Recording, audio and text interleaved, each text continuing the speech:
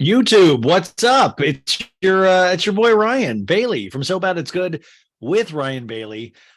We are doing a Vanderpump Rules season premiere recap. I'm going to explain why I'm dressed all kind of really awesome in a second. Let me just hit record for the audio version of this podcast and let's just be off to the races. Five, four, three, two. Welcome to an all new So Bad It's Good with Ryan Bailey. This is your buddy Ryan. We've made it to the end of the week, and oh my God, the week is not over for me, folks.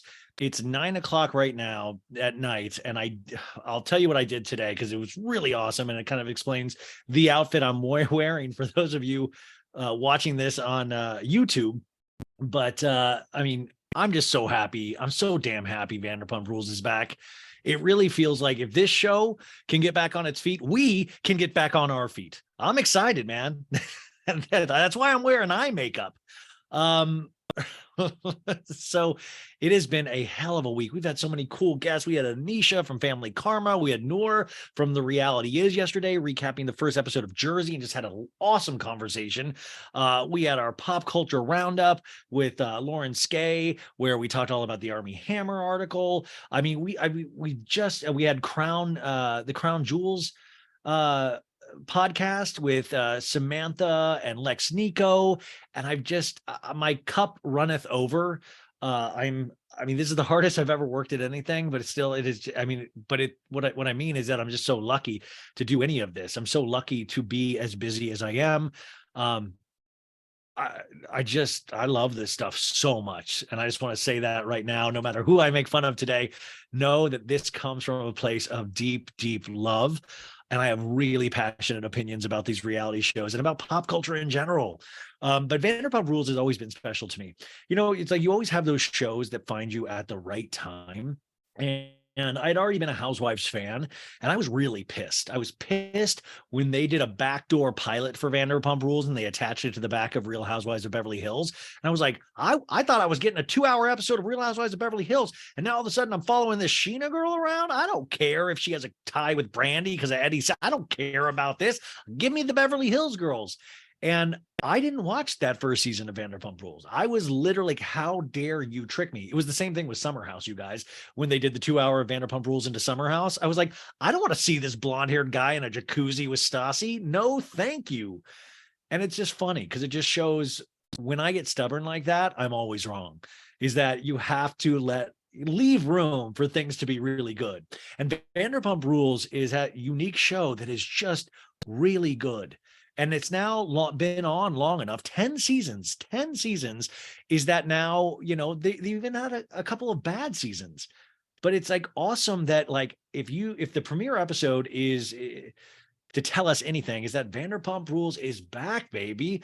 I mean, and I think that's just what we need. It's a mixture of drama and fun. And the crazy thing about this, it's wild because, you know, we're dealing with people's really real pain, real things, like to go through a divorce and then have that just so recently then come up as a storyline on a show.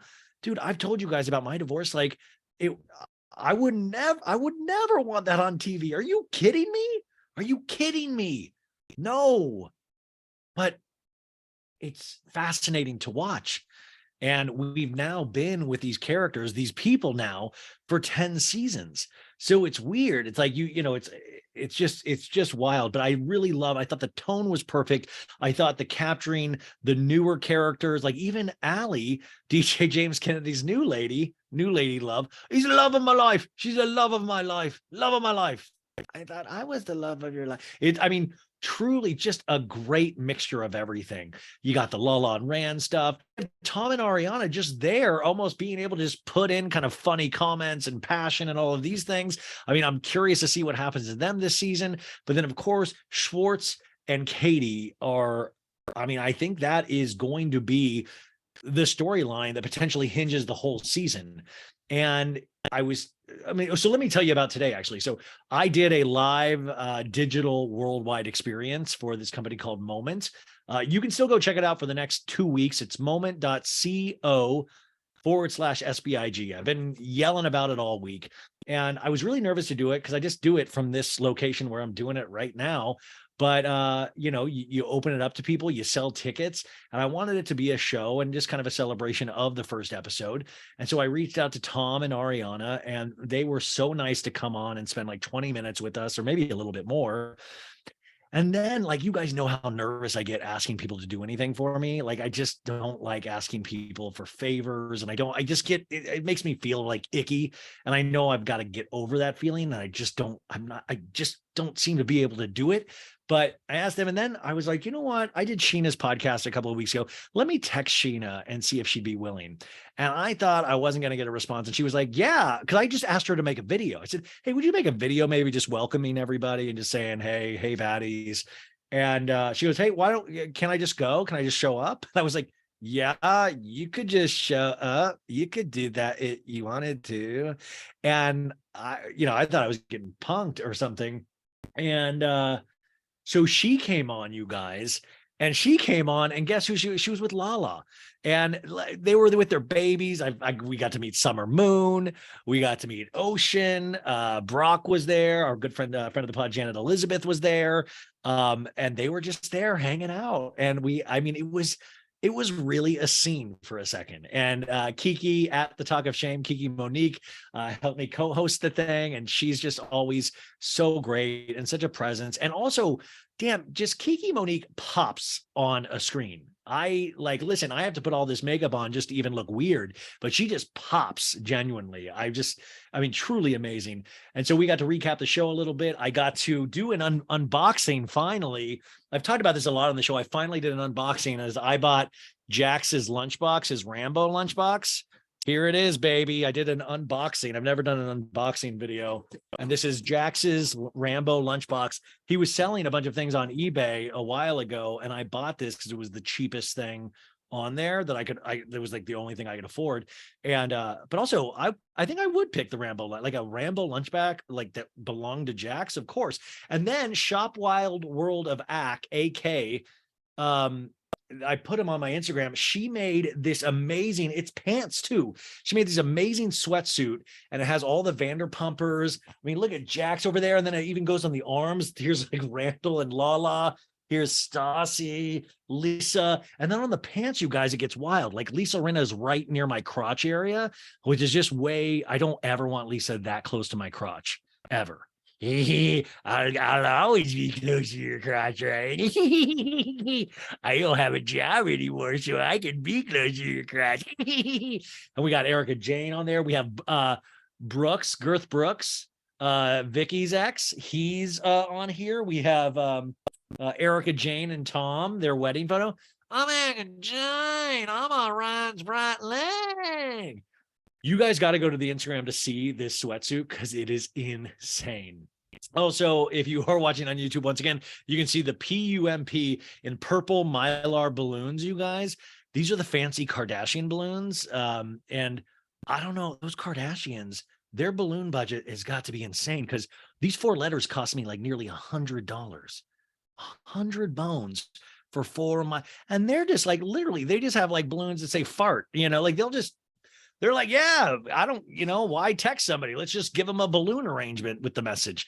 I mean, they even posted a big balloon thing today that dwarfs my 4 letters, but I'm like, the amount of money, they should just buy a balloon store and put it in one of their houses. And also, lastly, this is the last podcast thing. I know it's annoying if you're not watching what I'm talking about. I have my hair like dipped down like Sandoval's, and then I put Sandoval's eye makeup on that he wears for the Tom Sandoval and the Most Extras, and I painted my nails white. Move over, Craig Conover and Tom Sandoval. I think this might be my new look, actually. I don't pull any of this off, but still very exciting to do it for a show. And that show was celebrating the return of Vanderpump Rules, which we are going to go into. We're going to do it, baby. It's been a while. I'm rusty, but I love this. So let my passion take us through today. Also, I'll let you know, today I am on the Hollywood Raw podcast with Dax Holt, I believe his name is. And I think they're going to come on pretty soon too. And they have so many good stories. And I've known about these guys for a long time. So it was great to go on and do a bunch of pop culture stories with Dax. And that'll be out today as well. So go check that show out. I thought it was great. I had so much fun. It's always fun when you don't have to be in charge of anything. You just show up and just talk. and just say stupid jokes. Oh man, I love it. I love it. Vanderpump Rules, though.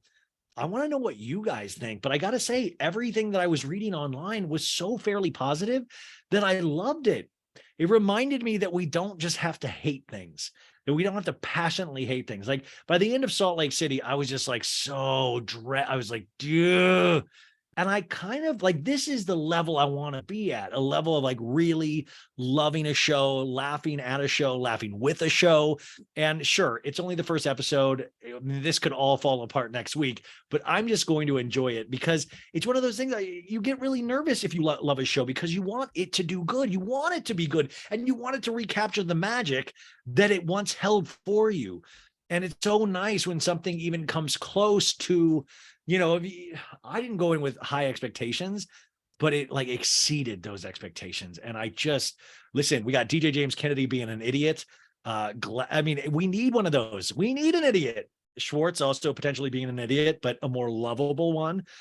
But you need that person like DJ James Kennedy that's like, yeah, man, I'm going to throw myself on this hand grenade. Yeah, I'm going to take all the shrapnel. I mean, I don't think he realizes he comes off the way he does, but it is a needed character. That's why him and Jax really truly didn't get along. It wasn't the age thing. And it was because they were so damn similar.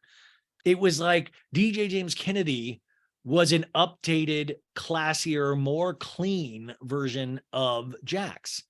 And I think that was, I mean, listen, if you are the type of person that Jax portrayed on the show, you're going to be upset as you get older and find somebody that comes in that is younger, that is doing all of the things that you used to do and getting away with it. And so this episode, by the way, is called Breaking Bubba's. Now, listen, we can derive a lot from a title, Breaking Bubba's. Now, my immediate thought went to Breaking Bad. I was like, oh my God, do they sell meth in this? Do they go to the desert and like, do Schwartz and Sandoval just start selling meth to fund Schwartz and Sandy's?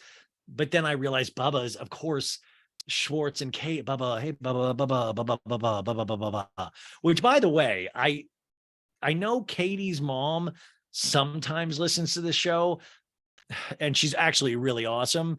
I hope you're not listening today. Actually, it doesn't matter. I have amazing things to say about Katie, but I wonder if it sucks because think about it, like, she's watched their relationship as well. So I sometimes wonder if that's like messes with them. And also she's probably been around them so many years of them calling each other Bubba. So Breaking Bubba's, it's a very triggering title, potentially. Now, the description that Bravo gives us, they put it on the little cable thing. They said, Katie and Schwartz attempt to maintain a friendship in the wake of their recent divorce. Oh my God. Amazing. That's like the first sentence of Moby Dick. You're like, can you get a better, I'm in. They're going to try to maintain a friendship in the wake of divorce. Well, how the hell are you going to do that? I'd like to watch that. Listen, it is really, really, really hard. This is not as triggering as it would have been for me a couple of years ago. I will say the moment that triggered me the most was Schwartz dropping off the dogs in the beginning, because I've done that drop off. And I will say, I'm sure Schwartz is a good dog dad, but Katie's the one like potentially doing the heavy lifting with the dogs. My wife, my ex,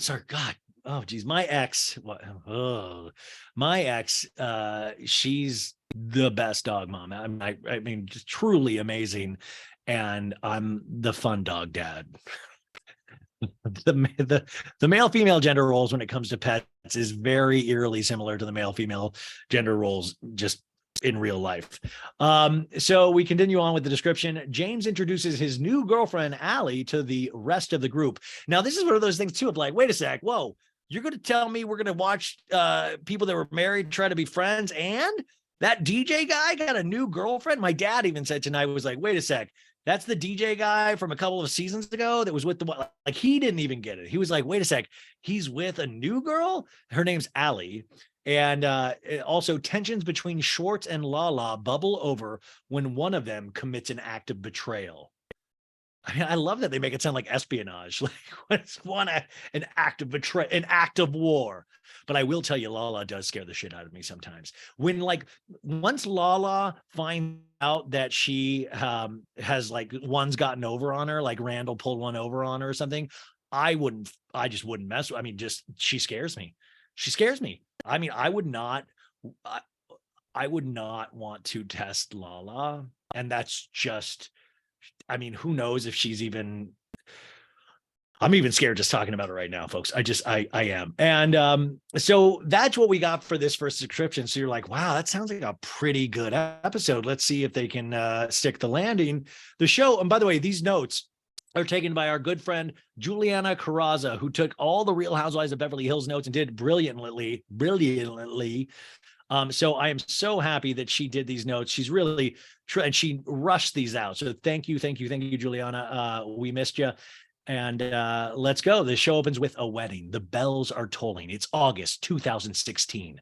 Katie and Tom are at the altar, and LVP is officiating. Tom's voice is cracking, reading from a folded piece of paper. I stand today in the moment before my dream girl. I'm a beautiful bride to be. I can honestly say from the bottom of my heart that I've never loved you more than this moment right here. Remember, you guys, the voices I do are not the actual voices of any of these characters. It's just my interpretation of that. And I always think of Tom Schwartz as kind of like that laid back surfer guy, even though I know he doesn't surf. It's just like, oh man, what's going on, dude? And we all remember that. We all remember Sandoval, taking one of their dogs and using it as a tissue paper to stop his tears. Everybody's crying. And Katie says, at times, I definitely thought my world would end because I can't imagine my world without you in it. She's saying this to Tom. And I'm just a brilliant way to start this episode because we're just like, oh, shit, man. Oh, no, because we know what's about to come. We're like, no. And also, I watched the reunion right before I watched this. And the reunion, if you watched it back to back, it's numbing because literally they're like, Andy's like, okay, well, what's going on with everybody as we wrap up here? And Tom and Katie say, Tom's like, yeah, I'm gonna hopefully we'll have a kid and everything's good. And then cut to this season and everything is not good. We fast forward to April 2022. We see Tom and Katie each sitting down for a talking head interview separately. And the producers are like, you ready to talk about this? And Tom's like, let's do it. Just diving in, I guess. And Katie, hands folded in her lap, and she's like, yeah, let's do it. And I have to say, Katie looks great this season. Katie, that's the thing. And I don't want to hurt Schwartz's feelings. I don't think he'll ever listen to this, so we're good. But listen, we'd be ignorant to not say that there has been a major glow up. Katie's always been beautiful, but I hate to say, you hate to say when tragedy sits well on somebody. It's not but I'm like, wow. I mean, look at me. I still haven't recovered from mine. I still look, I'm now putting man makeup on, but it just crushes everything. And it then leads you to believe maybe this was a weight holding Katie down. You start making these, and Schwartz always kind of seemed out at sea, kind of lost. And he still seems that way. He doesn't seem like he's had a major glow up. Luckily, he's always been amazing looking and seems like a fun loving person. So we see a montage of their history and special moments together. And Katie's like, so after 12 years together and 5 years of marriage, I went to Tom last winter and asked him for a divorce. Now, remember this in the timeline of Winter House, because we found out, not in this episode, but we found out through interviews that Schwartz had been told that Katie was requesting this, and he knew that going into Winter House. He just didn't say anything. So obviously, this had been a topic of conversation, which will probably have more information come out throughout the season. But I really wonder, did Katie try to soft launch this idea? Was she, was this even back into the summer? She's like, you know what? Maybe we could take some time. Or was it at winter was the breaking point? And Tom's like, I felt like my whole world and everything I know just sort of dissipated in that moment, And Katie's like, we've had a lot of issues. And then they flash to scenes of opposition between them as she talks. And Katie's like, I've never been a priority to him. And Tom goes, she laid it all out there and it made perfect sense. I can't probably give you the specifics because I was so upset I wasn't really listening, but also I don't want to ask her again because one of the reasons she broke up with me is because I'm not a good listener. Can I tell you, I literally shit myself when I saw that because it was like, you can't, it's tragic what he's saying, but you can't write comic timing like that. Or like the fact that he was like, I was shocked. I wasn't really listening and I didn't want to ask her again because she always says I don't listen. And it's like, dude, this is exactly why this shit happened. And he knows it in the moment, and Katie was right. I know Schwartz loved Katie, but she wasn't a priority to him. We get a flashback scene, Katie flinging her arms, going, all I want you to do is listen to me sometimes. And Tom's like, well, the problem is I don't like the sound of your voice. And then Tom says in the talking head, long story short, I just didn't know how to make her happy. And Katie's like, I realize I'm not the only one going through heartbreak. You got James and Rachel broke off their engagement. James and Raquel broke off their engagement. Lala left Randall and they have a baby together, which that's the other thing. Sometimes it's almost relief. It's a relief sometimes when other people are going through tragedy as well, because it gives you time to heal by yourself without the spotlight shining on you. And then sometimes it can go the opposite way too, where you're like, well, I thought my tragedy was going to be the biggest tragedy, So it's like this really tough road to like when you want to push people away and when you want people to be there. But I'm sure it was a relief in some ways that other people were going through tragedy as well. At the season 9 reunion, we get a flashback of Raquel handing James her engagement ring, and she's like, here. And by the way, I will say I'm going to do Raquel as a the voice like this because she had a very shaky voice last season. But to Raquel's credit, her voice has like, she's not like, what's up, I'm Raquel, but she is really solid in her delivery. And if you compare that, and I have because I'm insane, into her past voice work on the show, I mean, we're dealing with a different person. This is a person with an actual voice now all of a sudden. But when Raquel handed back the engagement ring, James is like, thank you. That's a Bitcoin, which is like, you idiot, Bitcoin. Like if he invested in Bitcoin, that ring in Bitcoin, that ring is gone. Like, you idiot. And then we also saw Lala crying of like, Randall Emmett creeping around on me. I feel disgusted. And Katie goes, I really value my friendship with Tom and I want to remain friends, but there's just one rule. You don't talk about Fight Club. No, that's not the rule. Tom in a previous scene goes to Katie. We see like a flash forward and we see Tom going, have you gone on any dates? And Katie's like, with a smile, she's like, yeah. And Tom goes, ew, I wish I wouldn't have asked. And then Katie to the talking head goes, don't hook up with anyone in the friend group. Boom. Cut to the song that will make your nipples so hard you could cut glass. You know, these are the best days of our life. Just raise your glasses high. This one's for you tonight. And we have something that we've never had in these openings, is that all of a sudden, these openings, we got like a copter in the air filming all of these. Like we start off in Schwartz and Sandy's, and then we move over to Tom Tom, and then we move over to Sir, and then we like move into Sir, and we get a shot of Lisa by herself with one of her dogs. I miss Jiggy. I'll say it. I miss Jiggy. I think Jiggy, and I've always said this, Jiggy and Lisa's husband, Ken, I think they share a life force. And once Jiggy, I think Ken was just like, I can't do this anymore without Jiggy. I can't do it. He always held Jiggy around like a little puppet, like one of the Muppets. And I miss both of them. So it was I liked the opening. I thought it was good to refresh that thing, to kind of bring it in to this, this new year, So now it says we open, it's 3 months later. The scene opens zipping through Beverly Hill landmarks. We're talking Avenue of the Stars. We're talking Ventura Boulevard, the Troubadour. And then we land at Katie's new apartment in Valley Village. She's still living in Valley Village. She answers the door to let Tom in, and their fluffy dogs, Gordo and Butters, come in. And Tom's like, oh, you got a new rug. Yeah, I got some treats for the dogs. I can't believe you have a fucking apartment. So weird.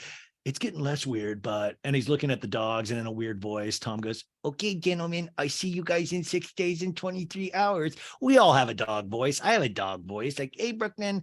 He exits the apartment, and Katie gathers her dogs in for a big hug. And one of the dogs kind of like sits on the floor and like looks at the door. And that's the moment that broke me, because that's like Brooklyn, my dog. When I would like, my ex would send me pictures of my dog. Like, actually, now that I think about it, probably shouldn't have done that. But I mean, it really, that thing, like, you'll just sit there and think about your pets, and like, we put all these feelings on them. I'm like, oh my God, I wonder, how do I explain it to my dog what's going on? Like, do they think I'm a deadbeat dad? Do they think I just, went out to get cereal and milk one day and I just never came back? Like, those things, like, ridiculous things, but they actually happen. And also, I will say, yeah, Tom obviously moved into an apartment too. I'm not sure if we'll get to see that this season.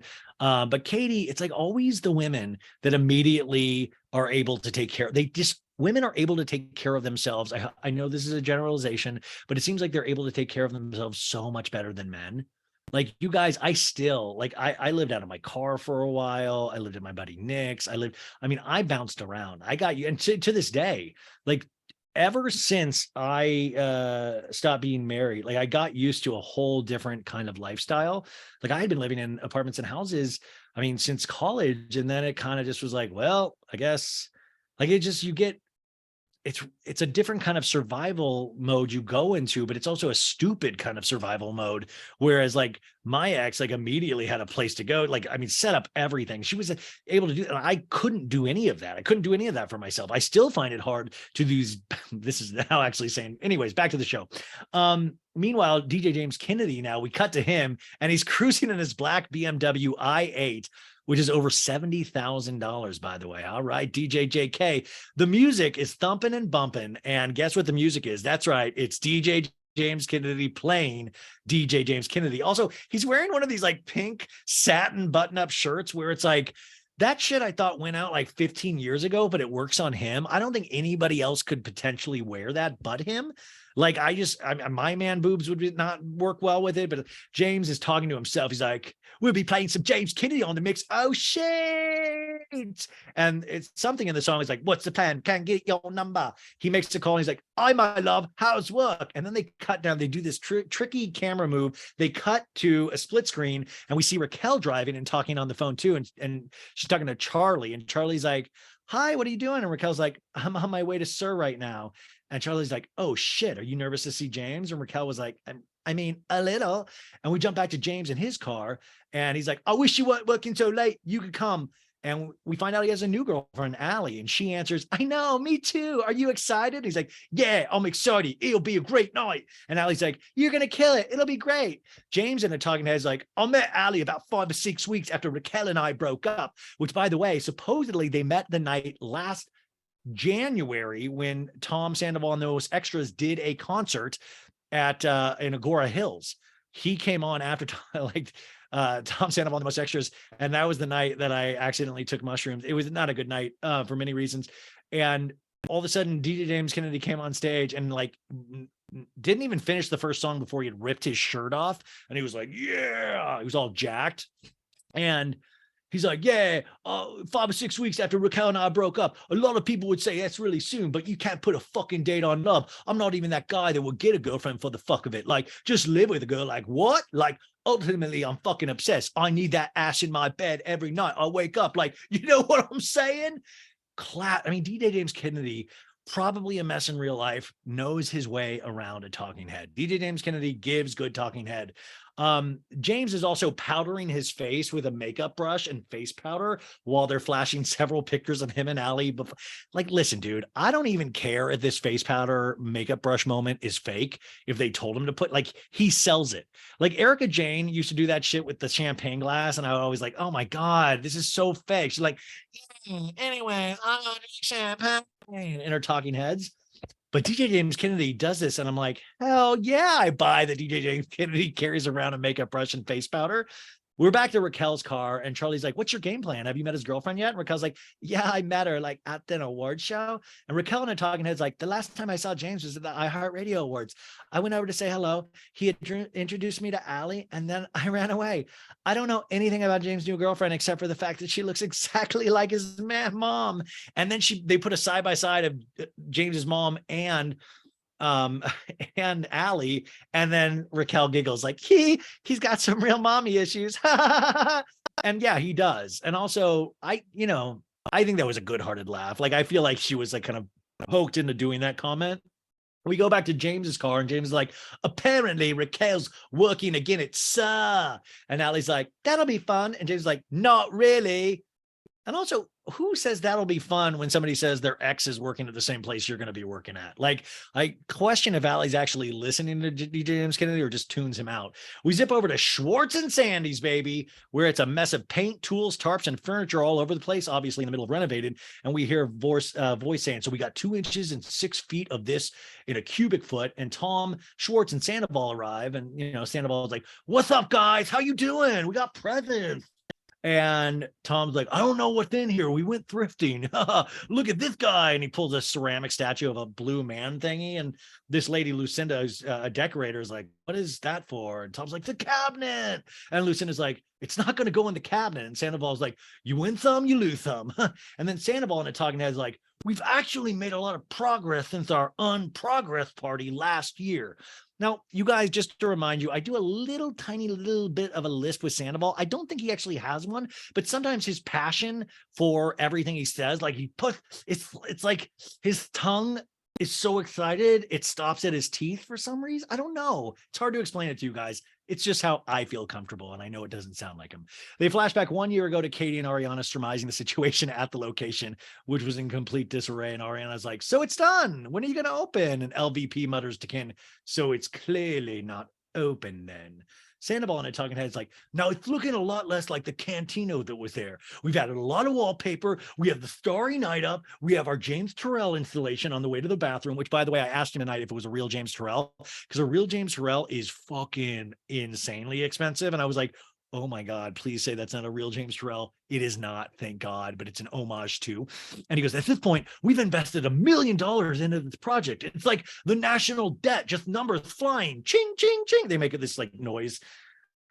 And Lucinda's like, you guys, we have 6 days until that party. And they're talking about the Daily Mail party. Now, they did the same thing with the opening of Tom Tom. Remember when Tom and Tom came on the motorcycle and the little sidecar? Now, I will say I was at this Daily Mail party that I believe is in next week's episode. Me and my old roommate, we went after I think they were filming. So I don't think we'll be in anything, but Kiki Monique will be because she was there before us. But maybe we'll, I don't know. So we were at this party next week and it was a lot of fun. Tom's like, in terms of the design of the Schwartz goes, in terms of design of the Daily Mail party, it's not that much. I know it's chaotic in here right now, but it's all going to come together like a beautiful symphony. I wonder if Schwartz likes symphonies. Anyways, Sandoval's like, even though we're not opening up to the public, it's like, we have a date. We have to finish. And so they're trying to make an arrangement with the Toms, Lucinda saying no more changes after Friday. And they're all like, yes, no more changes. And, Schwartz is like, yeah, no more changes. And you could tell they both still are going to make changes and want to make changes. So Sandoval in a talking head's like, it's like pencils down, no more changes. The design is what it is. And then we get a scene between the two Toms and Schwartz is like, dude, I'm like fucking drowning, man. Like getting the divorce. I'm losing my house. And Sandoval's like, it sucks. You got to sell the house. And Schwartz is like, do you know how bad it sucks right now having a mortgage? $6,000 for that. That's my portion. Then I have $3,500 in rent for my new place. And that's not even counting bills or lease here. And Sandoval's like, well, once you get that money for your house, you can put that into this too. And then they nervously laugh. And Tom's like, dude, it's nice to have you dialed in. You're the best partner ever when we have your attention. And Sandoval kind of gives a knowing smile like, there was a moment there where I was incredibly frustrated with you, bro. Like you were just not present. You were dialed into every other project, which fucking sucks, man. Even though they're sick projects. Like I love the band. And Schwartz is like, I know it was escapism, but it was an escapism at my cost. Schwartz in a talking head goes, he became hyper obsessed on this new band he started called Tom Sandoval and the Most Extras. There was like a 3-month stretch maybe that was like he just disappeared. I couldn't get through to him. That thing that like really turned around things was I sat him down and told him, we're gonna run out of money. And Sandoval goes, I'm looking forward to that time of like, this place is running and like I just like hit you up, not work related. And I just miss being an idiot with you. And Tom's like, I miss being an idiot with you, man. Maybe like let's do a late night deep dive at some point. And then they both laugh. And Tom's like, I don't want any more deep dives, dude. And they do a flashback to them both doing mushrooms, remember, where they're all like, yeah, and coming up with the concept of Schwartz and Sandy's. And we see them say things like, so many wild and insane species out there. Why don't unicorns exist? Yeah. And Schwartz is like, I'm good on shrooms for a while. Cut to DJ James Kennedy. Like, don't you like the pace so far? DJ James Kennedy with his gear, his laptop, is arriving to Sir, begin setting up for the set. And James is like, hey, what's up, bro? Raquel is on her shift working, and we see Peter, good old Peter from the beginning. This guy finally gets a storyline. It's only taken 10 seasons. I mean, listen, I always say that the ballad of Peter, like, my name is Peter, I've worn a black shirt, it's got buttons, and as I get older, it's hard to button them all up. All my friends are stars. They've got the main storylines, but at the end of the night, I've got to count out the waitresses' dimes. Da-da-da. It's the ballad of Peter. I'm called a pirate, and I've got long hair, and I'm kind of good looking, but I never grab attention the way my friends do. So I'm gonna be at Sir until the retiring age of 82. Thank you. I just, wow, on the spot. And Peter comes up to Raquel and he's like, hey, how's the night treating you? And Raquel's like, good, busy. And Peter's like, yeah, you're telling me. That's why I'm running around like a crazy person right now. And Raquel's like, yeah. And Peter's like, so the other night, a lot of fun. And Raquel's like, yeah, we still didn't get your nachos though, Raquel. I have this never-ending quest to get you those nachos. He awkwardly laughs. And Raquel's like, oh, you're really hung up on those nachos, because I even forgot about them. And then they both laugh like, ah. And then Raquel in a talking head's like, Peter was the first guy to ask me out on a date since breaking up with James.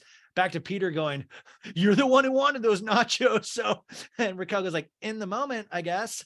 Well, in the moment, that's something I remember.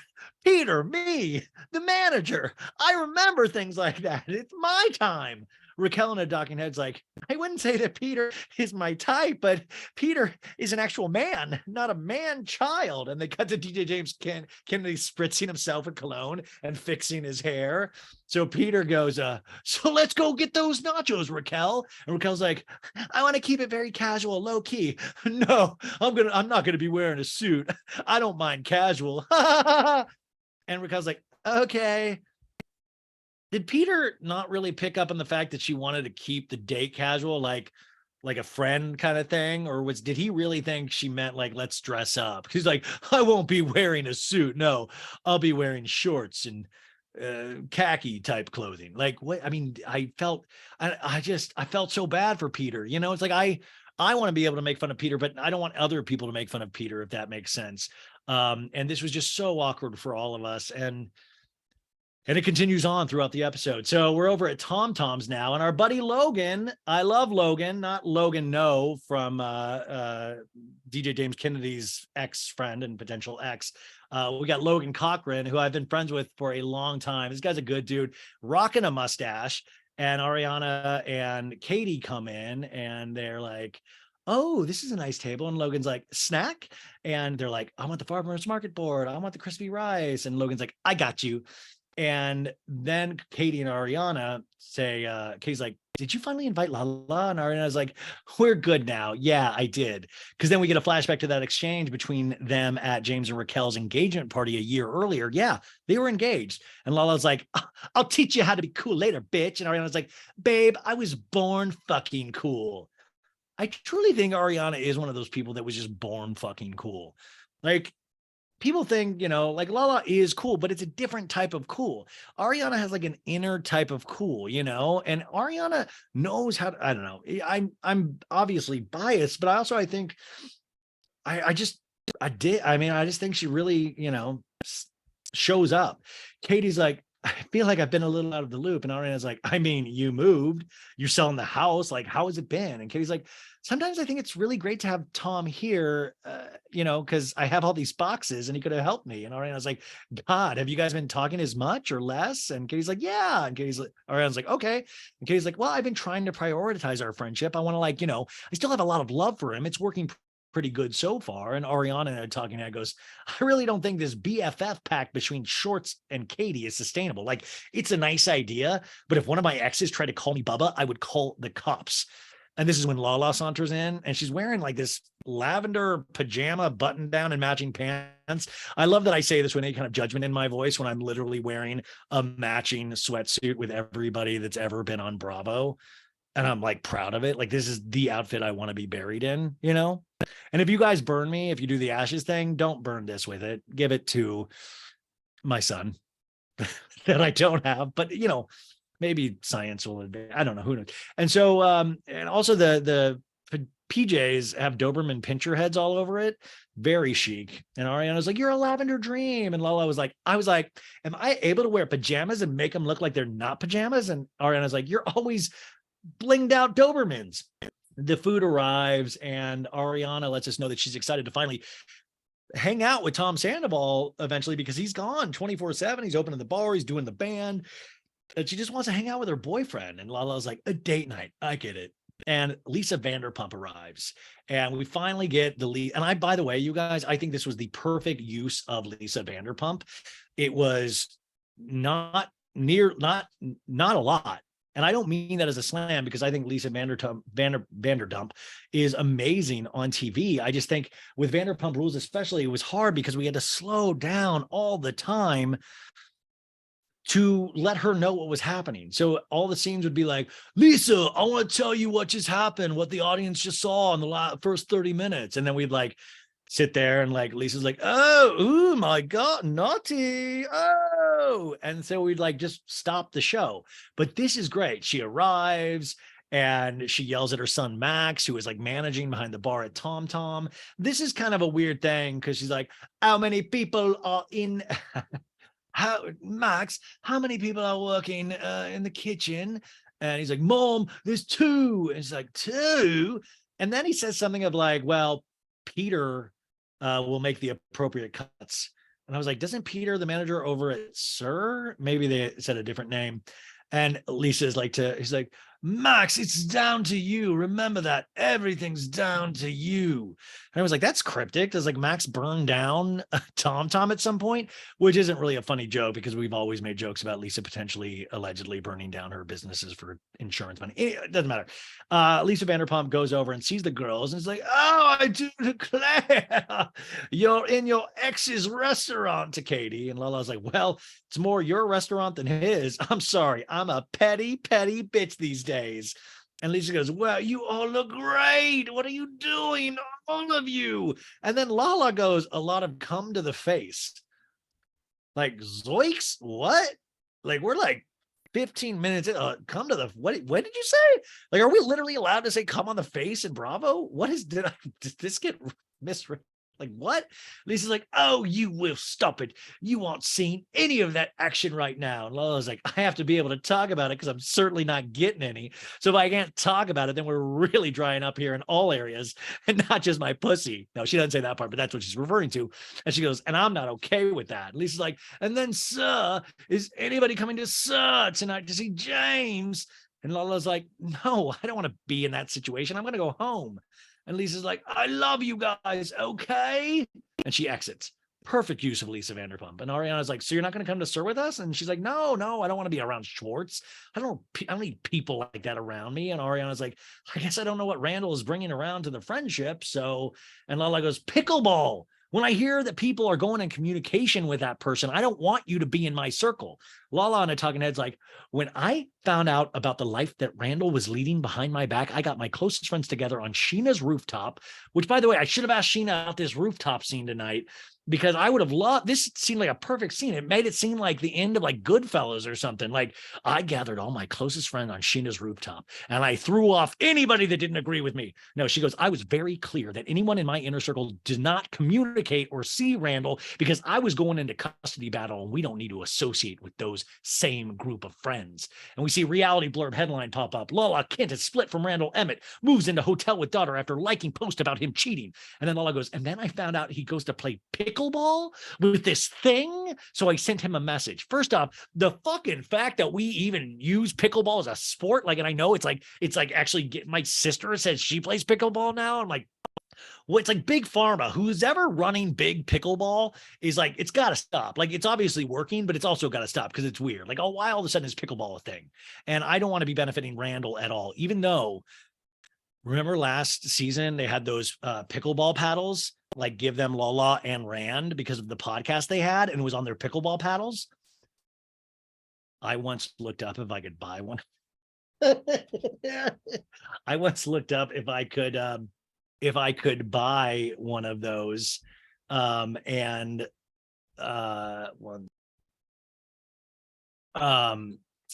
guys, by the way, I forgot to say this at the beginning. Sandra's going to kill me. Summer House premieres on Monday.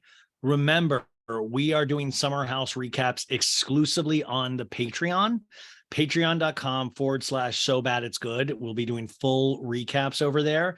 I even think my dad will be recapping one with me because he really likes Summer House, he said. So, and I've seen the first episode and I'm excited to talk about it. In fact, I got to wake up super early tomorrow to talk to somebody from it. And I just realized I'm wearing eye makeup and I don't know how to get it off. So, but that's my burden. Let's go back to the amazingness that is Vanderpump Rules. We get text messages between Lala and Schwartz, and Lala's like, "You're cut, dude. Spend time with Rand. Very hurt and disappointed you." And Schwartz is like, "La, you know it's nothing personal. Some pickleball and shooting shit. What happened between you guys is between you and him. Some pickleball and shooting shit." Like, listen, I'm not much of a man, but I would imagine you have to turn your man card in of like, just gonna do some pickleball and shooting shit. And Lala's like, "Oh, it's personal? Trust me, but you couldn't even get on your own wife's team. How could I expect you to be on mine? I'm good on you. I don't associate with weakness." And Lala, I only associate with weakness. I am weakness. I associate with it. I like to swim in it. I love weakness. Lala's like, "I have a lot to lose. And when you do something that affects my baby, when I'm in a custody battle, you're a liability."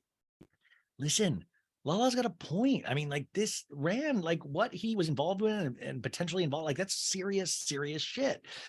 And Schwartz is one of those good guys that's just like, man, I'm just looking to hang. I'm not looking to get into deep conversations. But also Randall is one of those guys that seems like he reaches out to people and uses people as pawns and things like that. So Schwartz, in a sense, he should have known better that this guy, I just think it's bad news, but I don't know. Katie in a talking head. Oh, sorry. Katie's like, he's like, "Well, I don't understand the whole story." And I was like, "Well, she made it pretty clear." And he was like, "I'm going to touch the stove." And Katie in a talking head goes, "The day Tom takes responsibility for anything will be a cold day in hell. I'll be long dead before then." Oh, damn, dude. But she's right. Like, listen, you could say those are cold-blooded talking heads, which I don't think I think everybody was like really in kind of definitive agreement with Katie, but she's right. Like, it doesn't mean Tom's a bad person, but like, listen, I don't know. So Lala's like, "Just when you think it can't get any worse." And Ariana's like, "Huh?" And Lala's like, the LA Times article comes out. The LA Times, by the way, hats off to the LA Times. I think Amy Kinnaman wrote, or yeah, I think that's her. She's just, Amy Kinnaman. Yeah. She wrote the Randall Emmett articles, but LA Times in general, their Bravo work is top notch. I mean, they're doing Girardi articles still to this day. It was in this week, new Tom Girardi articles. But But the LA Times wanted to do a piece on Randall. Lala says they finally reached out to her and she was in shock. He was basically accused of running a casting couch, using assistants to run drugs, and that added up to about $25 million in lawsuits. Now, listen, Lala, you could say was part of that casting couch. Remember, she got the this was it the sorority? What was that horror movie? The B horror movie, God, Lala Kent horror movie. I've recapped it on the show before with Troy McKeady from Beyond the Blinds. Lala Kent horror film. What if it just is a picture of Randall? It's the Randall Emmett story. Oh, The Row. Duh. Yeah, she was on The Row. I thought there was going to be a sequel to The Row, but I guess not now. Thanks a lot, Randall. And we see the headline, "The Man Who Played Hollywood Inside Randall Emmett's Crumbling Empire." And then we see another one, the accidental turrets. Randall Emmett's bad behavior has caught up with him now that silence is no longer an option. But what I was saying, is Lala part of that casting couch? Because, they fell in love and got married and have a beautiful child. But, didn't she hook up with him immediately and got a Range Rover and then actually got a lead in the part? I don't know. You have to imagine he was doing that all around town. But when you really trust somebody, you trust them. Lala goes, the LA Times article seemed to be the tip of the iceberg, and it didn't even include some of the most horrific things that I've been told. Now, we saw some of those things come out in a recent article a couple of months ago that started to bring in the child, the pedophile claims that Randall says is not existent, but it was part of the custody arrangement with Randall's first wife. It just seems wild, and I'm sure we're going to hear more about this. Now, Randall, of course, is choosing not to be on the show, which no shit, but they wouldn't have been able to bring up this stuff if not for the LA Times article. The fact that the LA Times article was there, now they can actually talk about it because the LA Times have talked about it. If Lala just started bringing up shit about Randall without the LA Times kind of there as almost proof, it would kind of get into messy territory. But the LA Times article really opened up things, I believe, for the show to be able to talk about some really creepy behavior. Also, we see Lala go, it basically confirmed what 50 Cent said, that Randall Emmett is a mini Harvey Weinstein with way less money and power. And I mean, listen, isn't that wild? The 50 Cent debacle of Money by Monday, Randall. And I'm sorry, Fofty, I'm sorry. And now 50 gets the last laugh. And Lala, by the way, I think we see Lala with 50 Cent at some point this season. At least they took pictures together. Lala goes, Schwartz and I have beef that we need to work through. And this no backbone, I'm Switzerland, it doesn't work for me. And by the way, you fucking stepped up when it fucking mattered. She's talking to the girls. I'm going to remember this moment in my life, and I'm going to remember who turned on me, and I'm going to remember people that fucking sacked up and were riding for me, for my kid. Now listen, you guys know I don't like the word ride or die or riding. I'll allow it. It's the first episode of the season, and it's Lala. Meanwhile, at Sir DJ James Kennedy is revving the place up. He's like, hands up, everybody in the house right now. Also, did you guys notice the crowd at this? It all looked like 16-year-olds. I was like, whoa. I don't know if I feel comfortable watching it. It just seemed really, really young. Charlie and Raquel are waiting tables, and they're like, just think a shot of tequila. It was nice to see Charlie. James is spinning the tunes. He's like, how we feeling? Lisa Vanderpump arrives and greets James. How are you? And James is like, you look beautiful. Is your girlfriend here? No, she has to work late tonight. What does she do? She works at Soho House, Lisa. Assistant something. I forgot. You don't know what she does.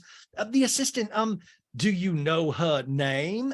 Yes, Alexandra Luba. Okay, are you living with her? Yeah, I'm not blasting it to the world, but yeah, you're living with her already. Well, you're saying it like out of the frying pan and into another, James.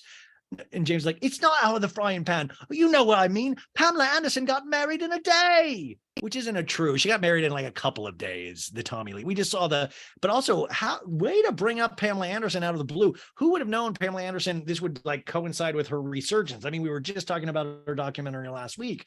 Lisa and I talking heads it's almost like he can't be by himself. But I thought he would at least take a break after losing Raquel. He was about to marry her. She was the most beautiful woman on the planet, and he held her in a high esteem. And then Lisa goes, are you drinking? Listen, I'm not judging. If you can handle it and you're doing fine, that's all I want to see. And James is like, I've learned a lot by not drinking these 2 years. Oh, I hope you're right, because it was bloody exhausting. It was. And James like shirks. Like, I love that this was such a big deal of like, we're all gonna like back away. You're not gonna work at Sir. I'm gonna leave you and all this stuff. And Lisa's like, well, if you're drinking, just make sure you wear a condom.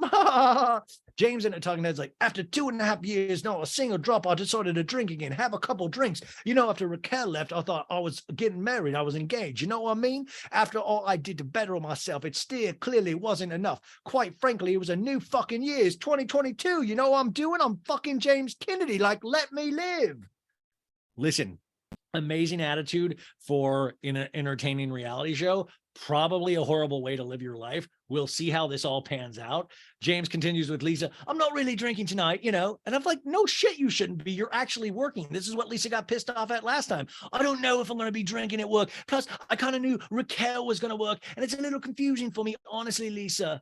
Oh, look, it's confusing for everybody. Let's get this party going. And then she's like, let's get this party going. You heard Lisa. Let's get this going. Katie and Ariana arrive at Sir. Sheena arrives to hang with them. Tom and Tom both in are wearing green button-ups.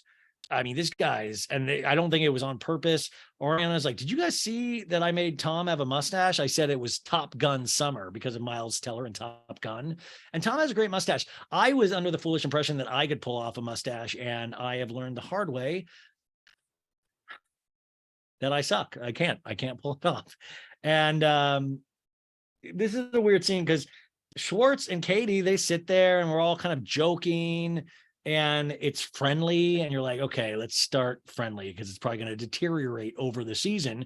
DJ James is standing on his table. Yeah, come on. And if you see Sir, it's like 30 would be, it's like 20 people. It's like, I just love the intensity of DJ James Kennedy.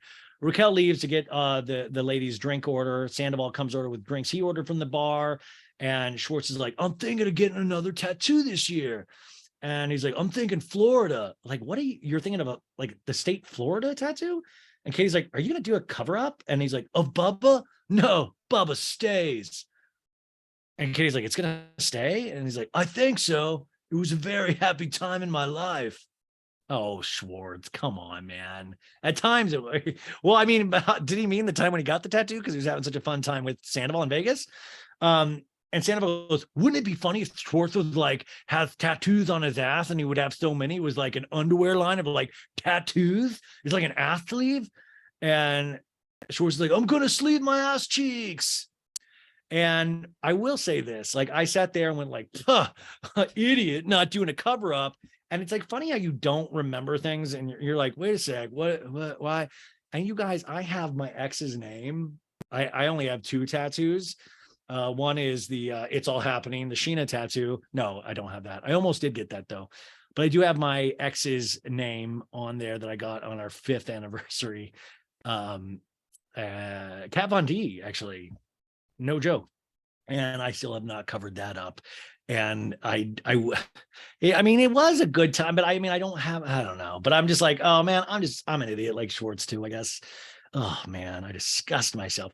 Anyways, Sandoval's like, how was the crowd at Tom Tom? And Ariana was like, it was good. It was early. Me and Katie, and then Lala met us up for a bit. And Schwartz was like, she ditched out. And Ariana's like, yeah, she didn't want to come here. Not because of me. And Katie's like, she's not on board with talking to you. I don't owe her an apology, Katie. I'll sit down and talk to her. And Katie's like, have you read the LA Times article? Yeah, I read it. The expose? Yeah, I did. You know, he didn't. And Katie's like, this is what she's been, you know. And Tom's like, she can't Captain Hindsight me, you know? Or like, don't Captain Hindsight me. I think it was to Katie. And Katie's like, I'm not Captain. No, wait, no one is doing Captain Hindsight. I love, by the way, Captain Hindsight. That sounds like an amazing Marvel movie. Captain Hindsight. And Tom's like, I really don't know. It was a problem. And Sheena's like, well, that's the problem. You weren't really thinking. You weren't thinking. It's a big deal. And Tom's like, no, I just wanted to play some pickleball, man. And Sheena and the talking heads like, there's other pickleball courts. There's other people who play pickleball. It's not just a Randall thing. Randall doesn't own pickleball. And even if Randall did own pickleball, they'd probably be like suing him now. Dude, Sheena barely got any screen time, but she got the screen time she did get. that's a chef's kiss. She had the Sheena laugh at the end. It was hysterical. Great, solid joke about Randall having pickleball sue him, which I could see. Raquel's collecting for the drinks, and she's like, wow, all you guys have American Express cards. I feel left out. And that's another thing. You think these people are all like high on the hog, but remember, Raquel probably didn't get paid much for her first season and probably for his second season. It's probably starting to make a decent paycheck, but like, I like that she might not have an American Express card. I like that she's like, wow. I like that there's somebody potentially, like, I do know Raquel does do shifts at SUR. So it is funny. I do think that is an essential thing of, okay, I'm glad we're not faking having Katie or Ariana pick up shifts at SUR. I'm so happy. But I kind of can believe that Raquel, and I do know, and by the way, I do know Charlie also still has shifts over at SUR. So Peter now, the SUR manager, comes up to DJ James Kennedy. Could be my favorite scene. He's like, hey, James, how's everything going tonight? And James like, hey, Peter, good to see you, man. And he's like, hey, good to see you too. So I just want to be a little transparent with you. Sure. So Raquel and I are going to go out in a couple of nights. And I just wanted to let you know, man to man, that it's happening. I'm going to get her nachos. No. And it's awkward. And James has the smirk of all smirks. He's like, And James goes, you're always been a real one, so I'll respect that. And you just tell he's internally laughing. James in a talking head is like, you go from this to Peter? Really? And Peter's like, keep up the good work, bud. This is awesome. He's like, thank you, bud. Thank you, bud. I will. You're welcome. And then James in a talking head is like, I know Peter just loves to fuck bitches. You know what I mean? All he brags about. It's like being the sub manager and how many girls he can fuck. Oh, Peter, mama, like grinding on his big belly tonight. I mean, DJ James Kennedy is just truly a disgusting human being, but also that's it's a mean, but it's funny and it's mean.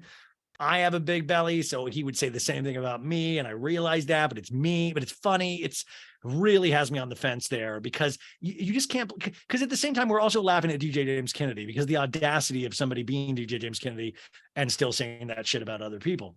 James leaves to use the restroom in the back and he's knocking to go in, and Raquel opens to come up and she's like, hi. And he's like, how are you? And she's like, good. And he goes, are you tipsy right now? A little. Okay. And she goes, why? Are you not tipsy? I know that you're drinking again. That's fine. You do whatever you want with your life. I am drinking, but I'm not drinking. I love my wine, and I can't wait to have some red wine with cheese with friends. I love that he tried to I love a good charcuterie board. You know, after our DJ, I like to unwind with some salome and some cracked. Raquel goes, oh yeah, with your girlfriend, of course. You know, Raquel, I spent 2.5 years not drinking and I learned a lot of life lessons. That's good. Also, I feel like I'm going to quit again. It'll be for me next time and not an ultimatum and a relationship. We get a flashback of that where, you know, she's like, I'm going to leave you if you can't get your shit together. That was when she had a shakier voice.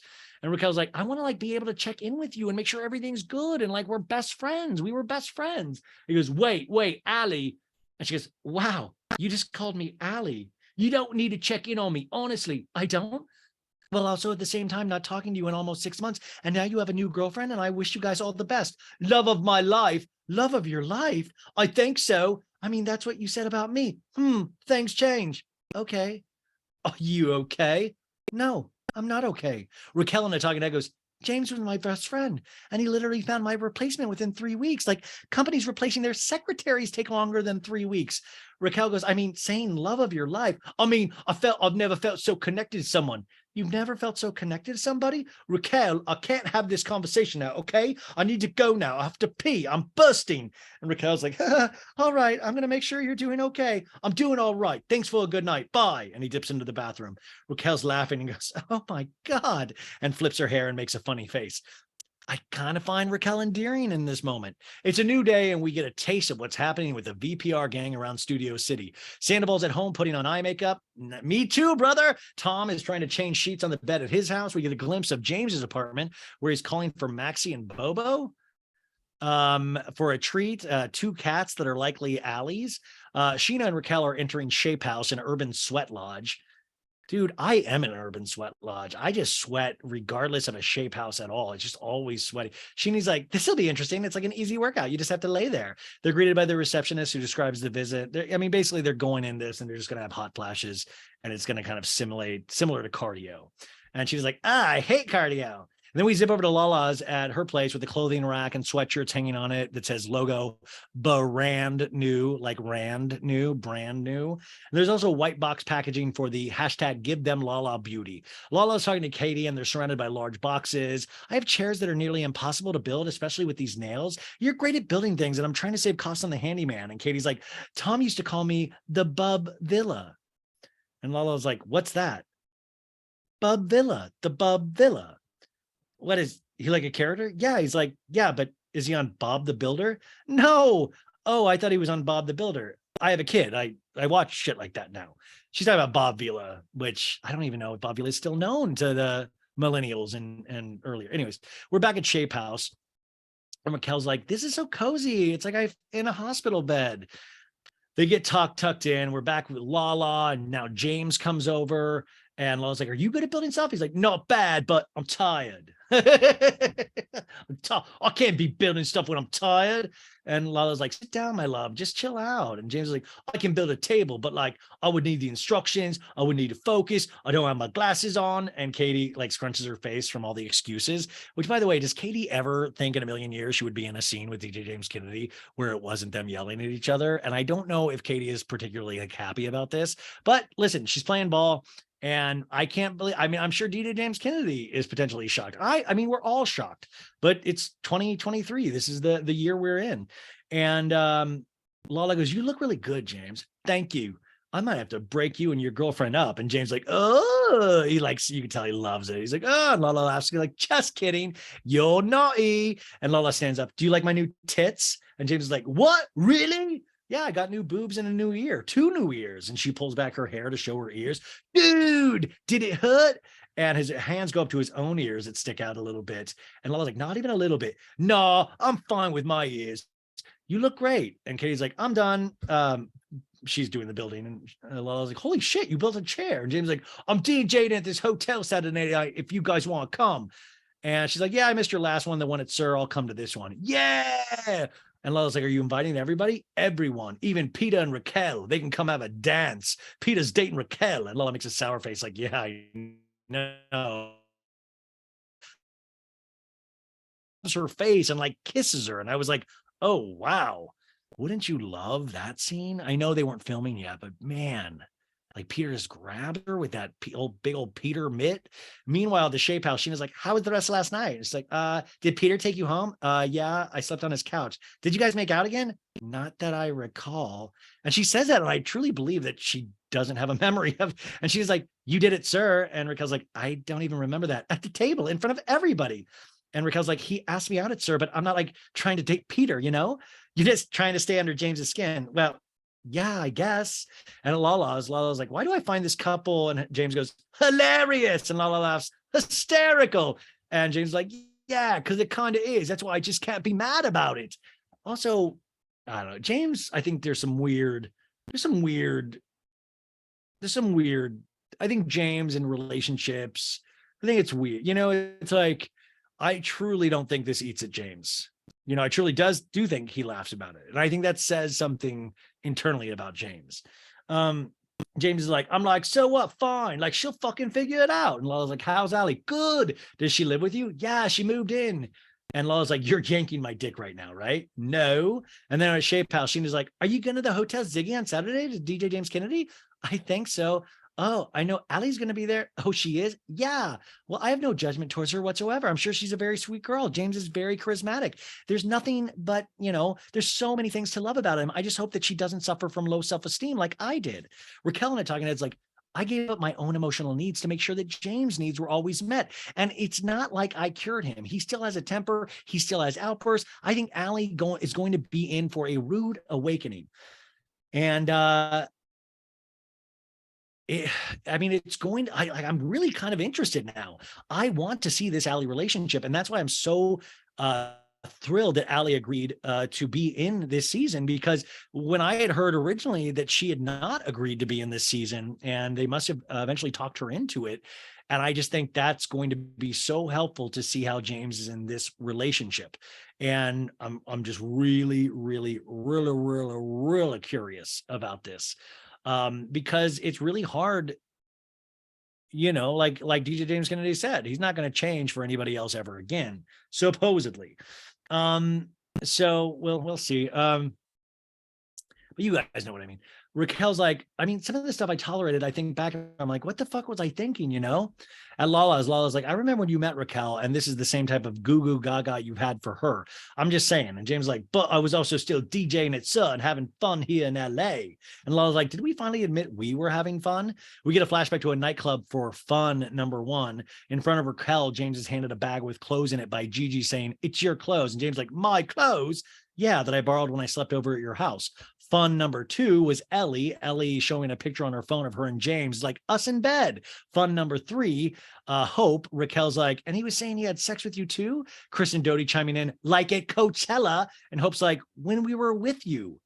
Like he was having sex with people in the same house as Raquel. And you think, how could somebody be so blind to these things? But it's actually not as hard as you'd think. You guys know that. You guys have probably been in relationships like this. It seems impossible, but it's not. And if somebody you love, and if somebody's telling you these things, you want to believe the person that you love, right?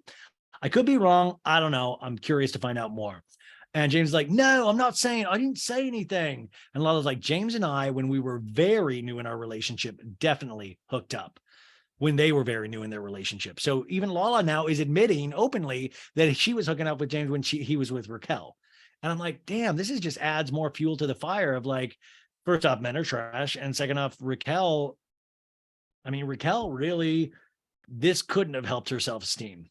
Katie's like, where were you? Where'd you go? And Lala's like, Chicago. We see younger looking James and Lala in a photo in an airport. And Lala's like, we started drinking like before we even got on the plane. And James covering his face, muttering, you're making me nervous. My heart's beating. Like, please don't, please don't. James in a talking head's like, a lot of guys make mistakes, okay? Obviously, half of Lala wanted it to happen too, right? So let's not dilly-dally. Like, she's probably had big fucking plans for getting that fat fucking rock on her finger, which she did. So she probably had to seal the deal yet again with JK before that. I mean, who wouldn't? Let's be real.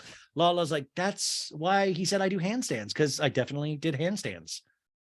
I mean, handstands really, I mean, I feel like that's so much, like I want that, like that's more, let's save that for the Olympics and stuff. Like, I don't think if I saw a naked girl handstanding, like I would be like, oh, right. Yeah. I don't know. I'll think on it. Flashback to 2018, a drunk James bragging to the boys, Jax included. Yeah, she did handstands. There's no stopping horny Lala. And, Jax is like just drooling.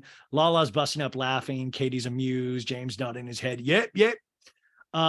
So now we're at a new scene at the Belmont. Belmont's actually a great little bar. It's not a dive bar. It's but it's a nice little spot that all these guys hang out with a lot of the times.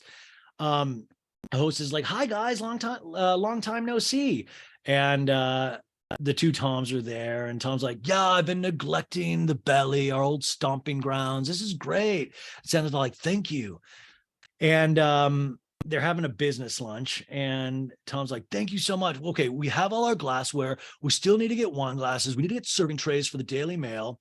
And Tom's like, they have blue ones like that. Anyways, they're talking about glassware and silverware, whatever. And Sandoval's like, it was interesting seeing you and Katie sort of like bickering, like you're still together. They're talking about the other night. And Tom's like, dude, we have a really good friendship. I like, you guys are arguing. Yeah, we're still friends. That's literally one of the first times me and Katie have bickered in months. We're creating this narrative that I chose Randall over Lala. Like, how could you? It's not that deep, man. I wanted to play pickleball. It had been 7 months. My life was crumbling. When your life crumbles, you need the ball of pickle, man. And Sandra was like, you don't owe anything to her, man. Fuck that. I mean, one thing you got to know about Sandoval, he's going to be like, yeah, I'm with you, dude. Sandoval gets so he rides for his buddy, you know, he gets all animated, his face, his hands, and Tom's like, I don't owe her a goddamn thing. Also, her being with Randall when they first met, it was like, I'll suck your dick for a fucking Range Rover. Maybe she should have not known to not like get fucking knocked up by a dude like that. Man, Sandoval, I have a feeling Lala probably sent you a text on that one. Sandoval and Tuggin is like, seems pretty insane that Lala didn't see the whole casting couch situation coming from Randall, considering they would role play. We get a flashback of Lala telling Stassi, oh, there's been a lot of times I'll be like, come to the hotel and I'll put a wig on and I'll be named Tiffany and I'll do anything to be in a movie, like give blowjobs, little blowies. And Sandoval and Tuggin is like, I mean, come on. And then Schwartz is like, I think probably I should sit down with Lala, like hear her out. It felt so absurd to me, but the reason I'm going to do it is less about Lala and more for my friendship with Katie. Honestly, that's very sweet, Schwartz. Katie loves Lala for sure, and I just wouldn't want to do anything to compromise me and Katie's friendship. We've had such a healthy fucking divorce. By the way, we're rebranding the word divorce. I don't like it. It's too melodramatic. How about instead of saying I want to get a divorce, you say I want to start a happy new beginning without you. Sandoval like, yeah. Scene fades. We're over at James's place planning for the Ziggy Hotel event. And James is like, oh, we have to do the champagne one. He's picking out outfits. And Allie's like, no, why? The champagne goes with my shirt more, remember?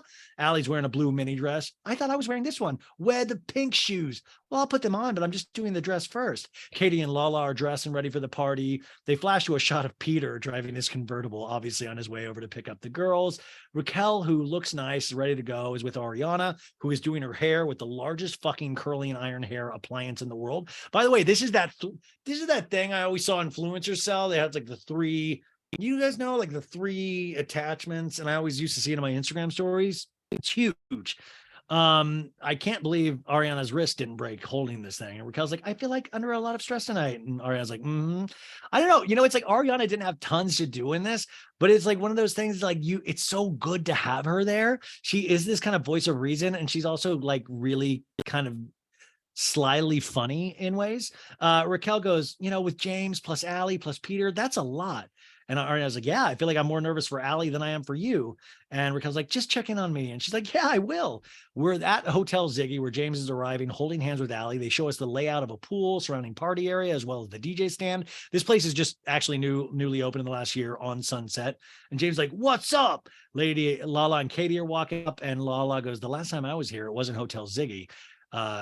It was a different place. And I made Faith and her dude wait in the parking lot while I banged the guy in the car. I'm going to go bang the guy. I've never had times like that. I don't think I never had a like leaving Buca de Beppo and been like, anyway, stay in her and greet James. And Katie's like, this is super cute. And Lala's like, yeah, this is really cool. Hi, what's up? I'm glad you like it. And Lala's like, wait, how often are you here? Like once a month. I'm going to make it twice a month, maybe 3 times a month. And Katie's like, okay, well, we're going to get a drink. Lala gets a Diet Coke. Katie gets a tequila soda. And they sit at a table with Allie. And Allie's like, I'm going to drink, but I'm waiting a minute. And Lala's like, do you get buck wild? And Allie's like, I've been behaving lately. Yeah. And Lala's like, have you ever had any injection in your life? And Allie's like, not yet. No. And Lala goes, you have like full lips and stuff. You don't need any filler. And Allie's like, really? Oh my gosh, no, but thank you. And Lala and talking head goes, James loves a thin-lipped bitch. I mean, first Raquel, now Allie. Even I was a thin-lipped bitch back when we started banging. Man, I love Lala paying attention to face details immediately. Are all women like this? Like, it really, truly scares me. Katie goes, I heard you all moved in together. How's that been? Oh, it's like the most spontaneous thing I've ever really done. Help me, save me. No, she goes, everything just happened so fast. And honestly, we're just having so much fun. And it just kind of happened. And so like organic. And Lala goes, did you not get nervous? And Hallie goes, get nervous that James was engaged like a month before he met you? I was hesitant. Yeah. Speaking of, and Allie spots Raquel, Peter, and Ariana coming in. Katie snaps her head around. Oh my God. Allie goes, oh, have you met her? And Allie's like, briefly. And Raquel to Allie is like, hi, how are you? And Allie's like, good. And Raquel says, I like your outfit. So Hotel Ziggy. What a wild line. Allie's like, thank you. James brings Allie a drink over to the table immediately and kisses her in front of Raquel. And, you know, and James like, are you okay? To Allie. And Allie's like, yeah, cool. Peter and Raquel make their way back to the bar. Peter goes, this will be fun. They keep putting Sir Manager under him in the Chiron. It's like, yeah, we know. I love it all. Like, I mean, man, I hope a lot of new people are watching Vanderpump that have never seen Peter before, but I feel like we all know Peter. And Raquel's like, so fun. And Peter's like, yeah. And Raquel's like, yeah. And it's really awkward. Sheena's now arriving to the party. And Tom also arrived, greet everybody. Tom touches Lala's shoulders and he's like, hey. And Katie's like, that was nice. And Lala's like, we need to stay here. Maybe I'll dive in the pool. And James announces, we're about to get this party started. I'd like to thank everyone for coming out tonight. My name DJ James Kennedy. Let's go. Peter to Tom is like, how's it being single again, Tom? I have no desire to date, Peter. I'll be honest with you, to be with another human being. And Peter's like, is it that bad? It isn't that bad. I don't want to talk about me. I want to talk about you. What's going on with Raquel? Is it flowing? It is flowing, Tom. We'll see what happens. Okay. And Peter's like, I like her, so I'll keep on pursuing. And the Toms laugh a little too hard. I just feel like, I mean, does Peter not read signals? I mean, and Katie's like, where are the boys? Logan, Lala's friend. Logan, no, not the Logan from earlier, looks around the room and Katie's like, scope him out. The only thing is Tom's here. And Logan's like, Tom's always going to be around. And Katie's like, well, you know what? Thus far, he hasn't been around for most of my happenings. And Logan's like, yeah. Katie and a talking head goes, I've made out with like 3 people and done the full deed with like 2. I'm not out there like whoring it up. And she's like, can I even say that word? Whore? Am I going to get canceled? Am I canceled? And it's actually a really funny moment. But the thing is, Katie's honest about this shit. But I have a feeling if you ask Schwartz, he would not be honest about this shit, or even any of the guys on the show. But like Katie's like, yeah, this is what I've done so far. So Logan's like, that boy looks hot. And Katie's like, where? In the hat right there with the smiley face. Katie's like, I feel like Lala would be into that. Yeah. And they're just kind of looking at guys. And Lala, they're talking to it's like, this is the first time in my life that I've been single and sober. The thought of just meeting the guy and like, we're going to do this. I don't have anything to like lube me up. Lala. I guess down there I have a lot of shit to lube me up, but like it really freaks me out. They're sharing it all this season.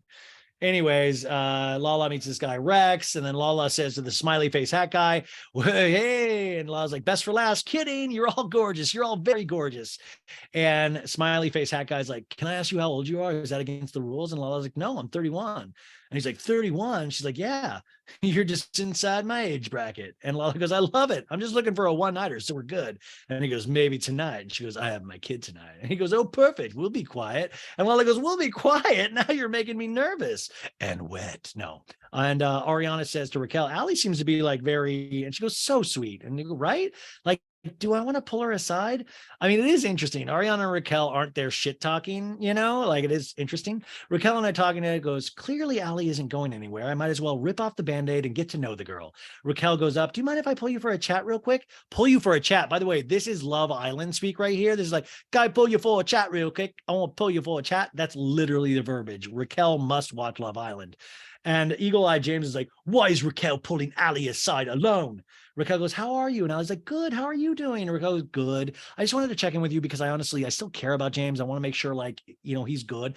Well, I'm glad that we got to talk, Raquel, because I honestly want to be considerate of your feelings, especially since like we're in the same circle now. And Raquel's like, I appreciate that. It's hard. She goes, yeah. And Raquel goes, because like, obviously you're in love with the guy. Yeah, I am. And Raquel goes, I was too.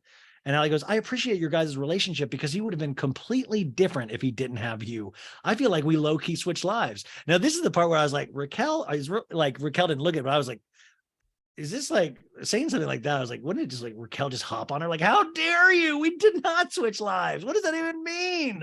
Raquel's like, exactly. I was hurt when I found out like you guys were dating seriously so soon after our breakup. And I was contemplating, did James ever really love me?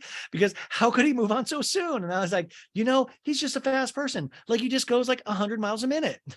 I love that. Like, this is so dark. Did James ever really love me? And then we get to James and the DJ stand going, ga, ga, ga, ga, ga, ga, ga, ga, ga, ga, ga, ga, ga, ga. And then Allie's like, he's just so motivated and fun. Just like his energy is really fun to be around. And Raquel's like, for sure, for sure, for sure.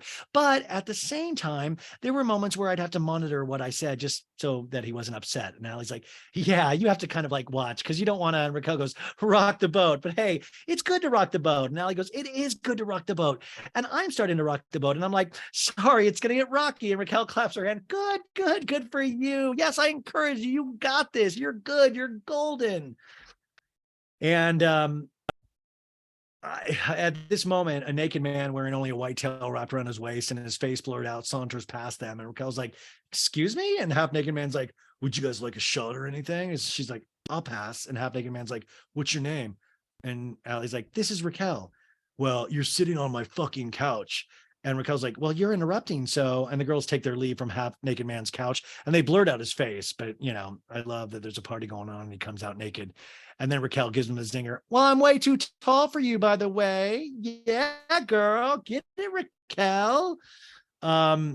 Raquel and I talking, and I was like, well, now that I see that James has completely moved on from me, I need to figure out what moving on means to me. Cut to Peter, Sir Manager.